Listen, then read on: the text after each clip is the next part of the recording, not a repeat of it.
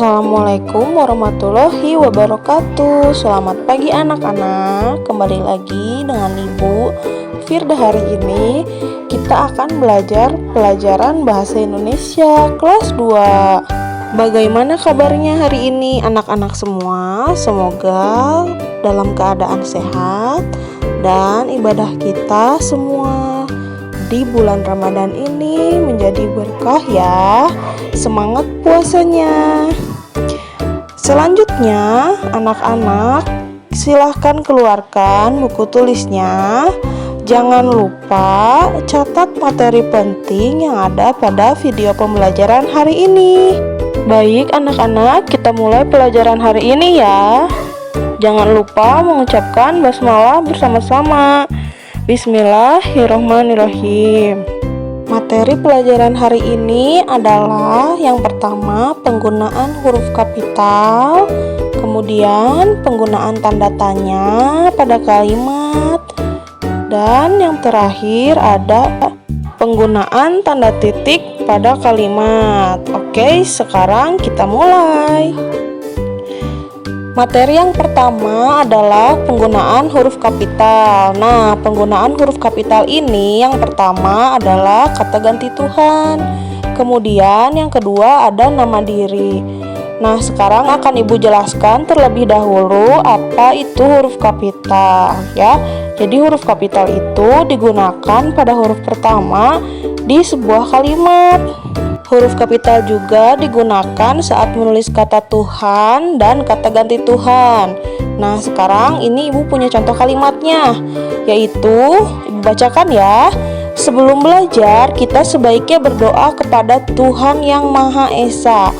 Di sini ada kata dua-duanya ya. Jadi ada kata Tuhan dan kata ganti Tuhan, yaitu Tuhan yang Maha Esa. Nah, yang Maha Esa, Y-nya huruf kapital, M-nya huruf kapital, kemudian huruf E-nya juga huruf kapital ya. Selanjutnya, kalimatnya ada berdoa kepada Tuhan sesuai agama yang dianut. Nah, di sini kata Tuhan gunakan huruf kapitalnya ya. Selesai makan, berdoalah kepada Tuhan. Nah, di sini ada kata Tuhan juga, atau huruf T-nya di depannya menggunakan huruf kapital. Seperti itu ya contohnya anak-anak. Nah, kemudian di sini Ibu punya beberapa kata ganti Tuhan yang sering digunakan. Biasanya ada di kalimat-kalimat pidato atau dalam Pancasila juga ada ketuhanan yang Maha Esa, seperti itu ya. Ini ada beberapa contohnya, yaitu yang pertama yang Maha Esa, kemudian yang Maha Penyayang, kemudian yang Maha Pengasih, kemudian ada yang Maha Kuasa, dan terakhir ada yang Maha Besar. Biasanya ini yang sering digunakan contohnya ya. Kemudian kita masukkan ke dalam kalimat kata ganti Tuhannya. Nah, yang pertama yang Maha Esa, contoh kalimatnya ada sebelum beraktivitas berdoalah kepada Tuhan yang Maha Esa. Nah, gunakan huruf kapital pada huruf T, pada huruf Y, pada huruf M, dan pada huruf E. Yang kedua adalah yang Maha Penyayang. Di sini huruf Y, huruf M, dan huruf P-nya digunakan huruf kapital ya. Contoh kalimatnya ini Ibu tuliskan. Ucapkan syukur kepada Tuhan yang Maha Penyayang. Kemudian ada yang Maha Pengasih. Contoh kalimatnya, Tuhan yang Maha Pengasih akan mengampuni kesalahan kita. Nah, di setiap huruf yang menggunakan kata ganti Tuhan di depannya menggunakan huruf kapital ya. Selanjutnya ada yang Maha Kuasa.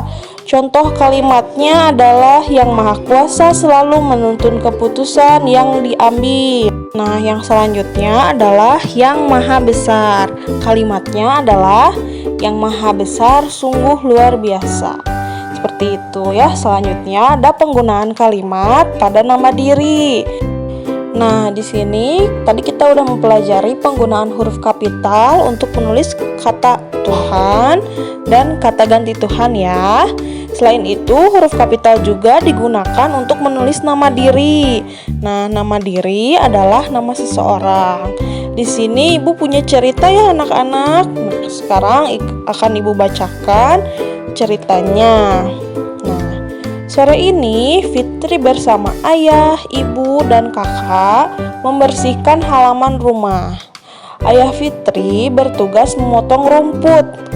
Ibu Fitri bertugas menyapu halaman rumah. Kakak Fitri bertugas menanam dan memberi pupuk pada tanaman. Fitri dan kakaknya sangat kompak. Kakak Fitri bernama Dina. Fitri sayang sekali kepada ayah, ibu, dan kakak Dina. Rasa sayang merupakan bentuk syukur kepada Tuhan Yang Maha Esa. Nah, di sini Ibu ada menggunakan nama Fitri dan Dina ya. Di sini ditulis. Nah, Fitri dan Dina ini adalah nama seseorang. Jadi dituliskan menggunakan huruf kapital ya, huruf F dan huruf D-nya. Tuh. Sampai sini anak-anak semua paham? Kalau paham, kita lanjutkan ke yang kedua, penggunaan tanda titik pada kalimat ya. Nah, penggunaan tanda titik dalam kalimat di sini bisa dalam kalimat biasa dan juga bisa dalam percakapan. Saat menulis sebuah kalimat, kamu harus memperhatikan penggunaan tanda titik. Tanda titik digunakan untuk mengakhiri kalimat. Tanda titik ditulis setelah kata terakhir dalam sebuah kalimat. Jadi, jika anak-anak menuliskan sebuah kalimat, jangan lupa jika setelah selesai, kata terakhirnya di belakangnya ditulis tanda titik ya. Di sini Ibu punya contohnya. Yang pertama, kalimatnya adalah Riki dan Rafif mengerjakan tugas kelompok bersama-sama. Nah, setelah berakhir kalimatnya, gunakan tanda titik di belakangnya. Kemudian yang kedua juga sama. Felicia dan Arfah bermain boneka bersama. Titik. Indira dan Jihan sedang membaca buku di perpustakaan. Titik. Rafdanul dan Genza sedang bermain bola di lapangan. Titik. Nah, setiap kata terakhir dalam kalimat-kalimat tadi ditambahkan kata titik ya. Jadi setiap anak-anak menulis kalimat, misalnya anak-anak silakan tuliskan contoh-contoh kalimat atau menulis sebuah kalimat yang panjang. Nah, jangan lupa gunakan kata titik di kalimat yang terakhir. Oke? Selanjutnya ada penggunaan titik dalam percakapan. Jadi selain kita menuliskan titik di akhir kalimat pada sebuah kalimat biasa, kita juga gunakan titik pada percakapan. Karena percakapan juga sama-sama sebuah kalimat ya. Nah, Ibu sekarang punya sebuah percakapan antara Komang dan Lani. Komang berkata kepada Lani, "Lan, ayo kita bermain congklak di Selasar." Lalu Lani menjawab, "Ayo kita bermain congklak." Nah, di sini ada percakapan 1 dan percakapan 2, di mana percakapan satunya belum menggunakan huruf kapital dan tanda baca yang benar nih.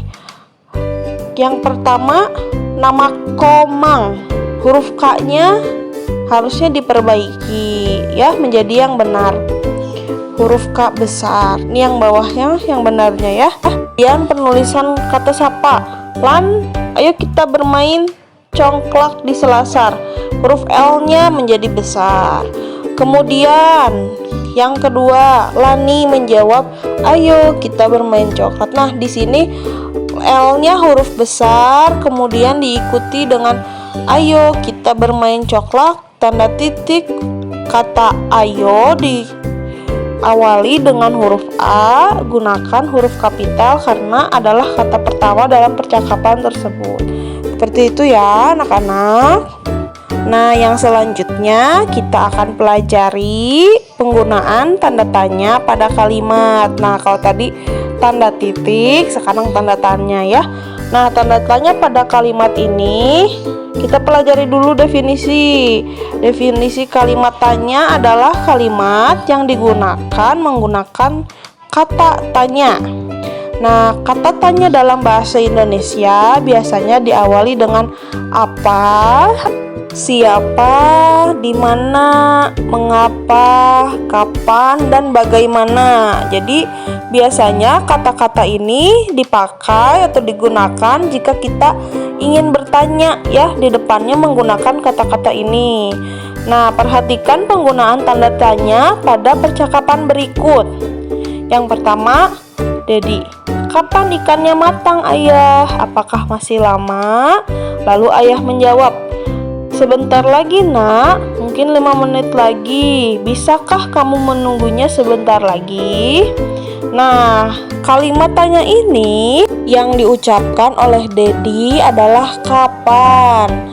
Kemudian yang diucapkan oleh ayah adalah bisakah ya. Kalimat yang dicetak tebal adalah kalimat tanya. Nah, terdapat partikel kah yang digunakan pada kata apakah dan bisakah. Percakapan tersebut juga menggunakan tanda tanya.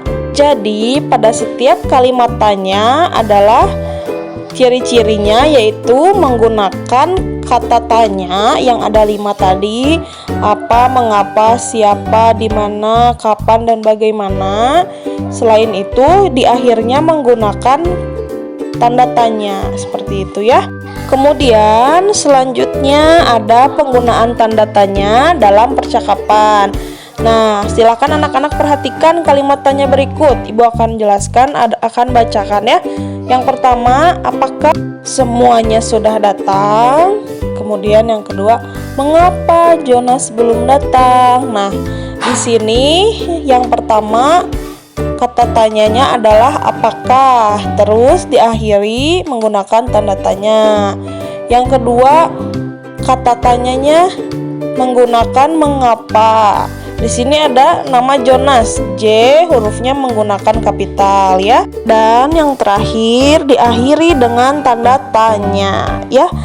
Kemudian kalimat tanya di atas menggunakan kata tanya apakah dan mengapa.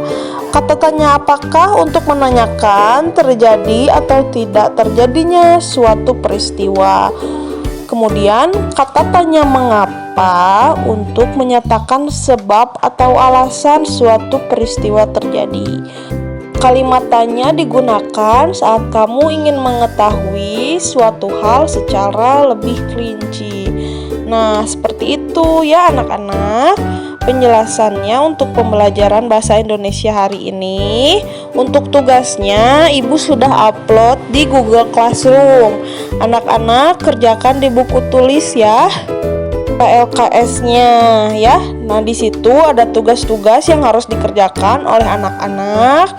Seperti biasa, tadi sudah dikasih tahu, dikerjakan di buku tulis, gunakan kata tanda tanya, tanda titik, dan huruf kapital yang jelas, yang benar. Kemudian kembali dikumpulkan pada Google Classroom Bahasa Indonesia ya. Selamat mengerjakan tugas hari ini, selamat belajar. Semangat puasanya ya, semoga dilancarkan dan anak-anak semua selalu disehatkan. Salam untuk orang tua semuanya di rumah. Semoga kita bisa cepat bertemu kembali di sekolah ya. Sehat selalu ya anak-anak.